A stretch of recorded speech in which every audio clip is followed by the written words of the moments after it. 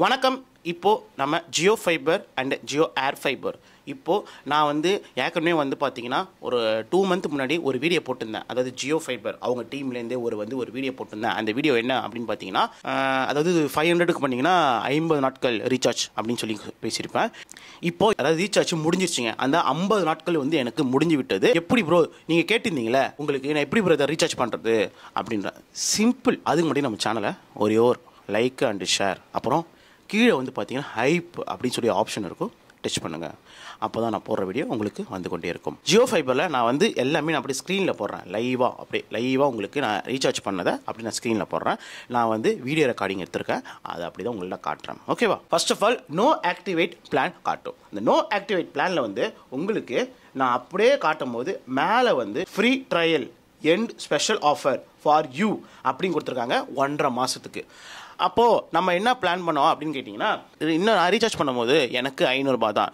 இதுக்கப்புறம் நீங்கள் இந்த பிளானை நீங்கள் வாங்கினீங்கன்னா நான் கண்டிப்பாக சொல்வேன் 600 ருபீஸ் இப்போது சேஞ்ச் பண்ணிட்டாங்க. ஏன் பிரதர் 600 ருபீஸ் சேஞ்ச் பண்ணிட்டாங்க அப்படின்னு கேட்டிங்கன்னா, அது நம்மளுக்கு தெரியாது, அம்பானி சாரை தான் கேட்கணும். ஜியோ ஹோம் அப்படின்னு சொல்லியிருக்கோம். ஜியோ ஹோமில் நம்ம ஐடி நம்பர் கொடுத்துருப்பாங்க.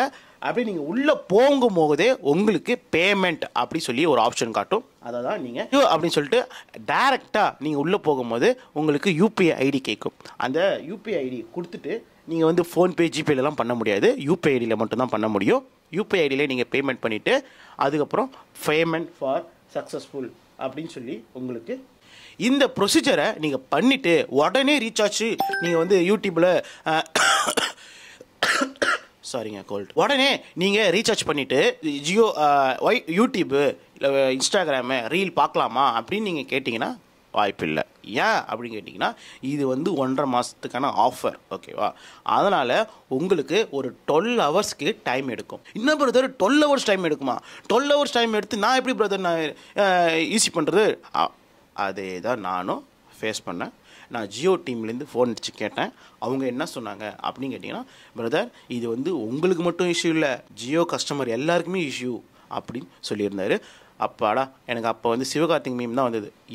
எனக்கு மட்டும்தான் இந்த பிரச்சனை ஆகுதுன்னு நான் பயந்தே போயிட்டேன்னா, அப்பா உங்களுக்கு இந்த பிரச்சனை இருக்குன்னு தெரிஞ்ச பண்ணா எனக்கு நிம்மதியாக இருக்குது. எனக்கு வந்து சிவகார்த்திகன் அந்த மீம் எனக்கு டெம்ப்ளேட் வந்துச்சு. நைட்டு ஒரு 7:30 மணி இருக்கும் நான் ரீசார்ஜ் பண்ணது. அடுத்த நாள் மதியம் ஒரு 12:30 மணி கிட்ட எனக்கு ரீசார்ஜ் வந்துருச்சு, அதாவது ஒய்ஃபை வந்துருச்சு. ஓகேவா? ஆனால் இதுக்கப்புறம் நீங்கள் இதை ஈஸி பண்ணீங்கன்னா உங்களுக்கு ஒன்று சொல்லிக்கிறேன், 600 ருபீஸ் நீங்கள் பேமெண்ட் பண்ணணும் இதே ஆஃபரில். ஓகேவா?